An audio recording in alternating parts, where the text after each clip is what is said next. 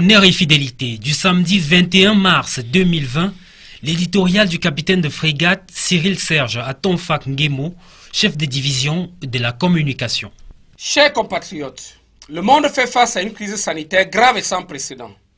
Elle va impacter nos comportements quotidiens et notre économie. Je vous invite à respecter scrupuleusement les prescriptions du gouvernement et de l'Organisation mondiale de la santé. Ensemble, nous devons barrer la voie à la propagation du coronavirus. Je compte sur votre civisme et votre sens des responsabilités. Ces propos sont ceux du président de la République, son Excellence M. Paul Biya, qui dans un tweet daté du mardi 17 mars 2020, invite ses concitoyens à l'action face à l'expansion du nouveau coronavirus dénommé Covid-19.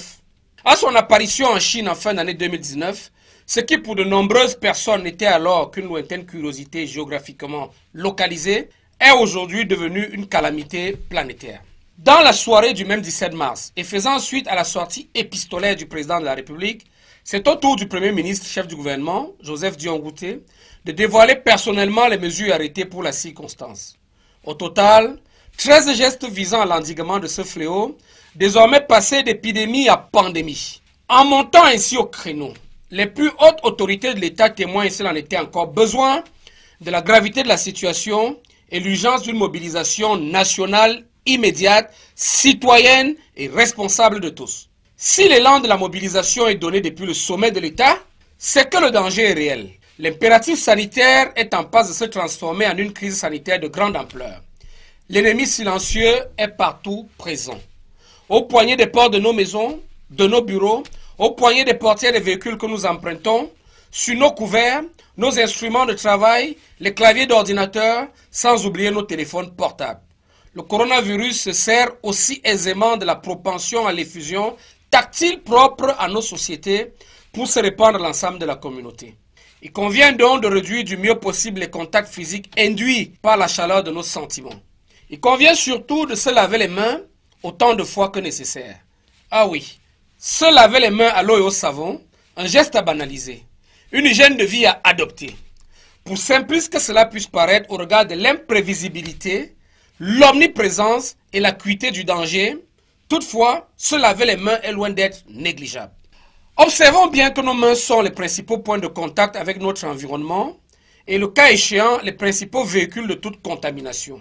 En nous d'en faire le principal rempart contre l'expansion de cette menace asymétrique d'un autre genre.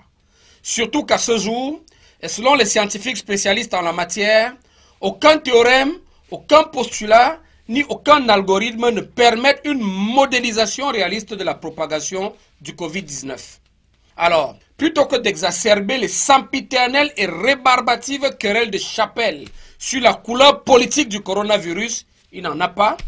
Plutôt que d'alimenter la controverse sur son sexe, il n'en a pas non plus. Son obédience confessionnelle, il n'en a pas. Ou sur les raisons de sa présence au Cameroun. Plutôt que de se répandre en de stériles persiflages sur l'efficacité supposément relative des mesures de précaution édictées par les pouvoirs publics, il est de la plus haute importance et même il est salvateur d'observer de manière stricte ces dites mesures et de promouvoir leur mise en pratique au quotidien. Car dans cette lutte à mort contre un ennemi sournois, aveugle et particulièrement intrusif, le bon sens comportemental devrait l'emporter sur la rationalité cartésienne. Tous en effet, nous devons faire montre d'une bonne dose de bon sens pour transcender nos différences culturelles, pour surmonter nos clivages idéologiques, afin d'opposer un front uni au coronavirus, la menace collective.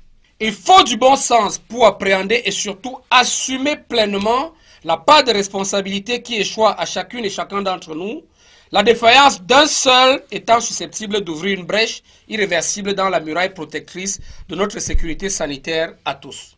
Pour notre sécurité commune, serrons-nous les coudes, barrons la route à l'ennemi coronavirus Covid-2019. À samedi prochain.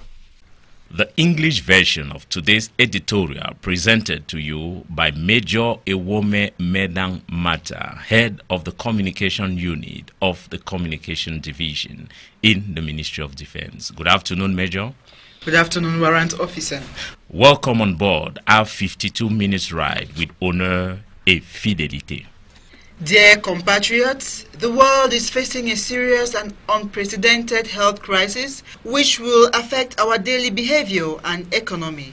I urge you to strictly comply with the recommendations of the government and the World Health Organization. Together, we must stop the coronavirus from spreading. I count on your civic duty and sense of responsibility. These are the words of the President of the Republic, His Excellency Paul Biya, who in a tweet dated Tuesday, March 17, 2020, invited his fellow citizens to take action in the face of the expansion of the new coronavirus known as COVID-19. When it first appeared in China at the end of 2019, which for many people was a distant geographically localized curiosity, has today become a global calamity.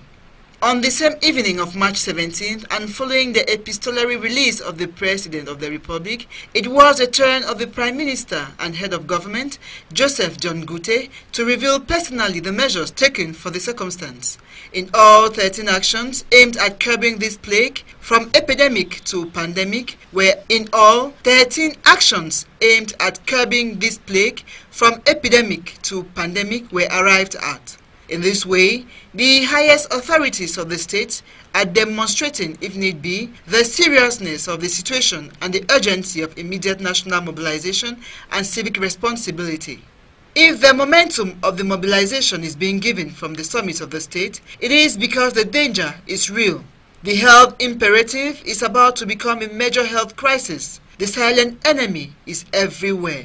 The handles of the doors of our houses, our offices, the handles of the doors of the vehicles we enter, to our cutlery, our working instruments, computer keyboards, without forgetting our mobile phones. The coronavirus can only easily make use of the tendency of tangible outbursts specific to our societies to spread to the whole community. It is therefore necessary to reduce as much as possible the physical contact induced by the warmth of our feelings. It is best to wash our hands as often as necessary. Wash hands with soap and water, a gesture we might underestimate, a lifestyle to adopt. It is simplistic to say, but in view of the unpredictability, the omnipresence and the insight of the danger, however, washing your hands is far from being insignificant. Let's note that our hands are the main points of contact with our environment, thus the main vehicles of any contamination. It is up to us to make it the main fortification against the spread of this asymmetrical threat of another kind, especially as so far, and according to the relevant scientists, no theorem, hypothesis, or algorithm allows realistic modeling of the spread of coronavirus COVID-19. So rather than aggravating the eternal and unpleasant chapel disputes over the political color of the coronavirus, rather than fueling controversy over its gender, his sectarian obedience, or the reasons for his presence in Cameroon, rather than spreading rumors about the supposedly relative effectiveness of the precautionary measures imposed by the public authorities, it is of utmost importance to strictly observe these measures and to promote their daily practice. For in this deadly fight against a sneaky, blind, and particularly intrusive enemy, common behavioral sense should prevail over rationality. Indeed, we must all show good levels of common sense to transcend our cultural differences, to overcome our ideological gaps, to oppose a united front to the coronavirus, the collective threat.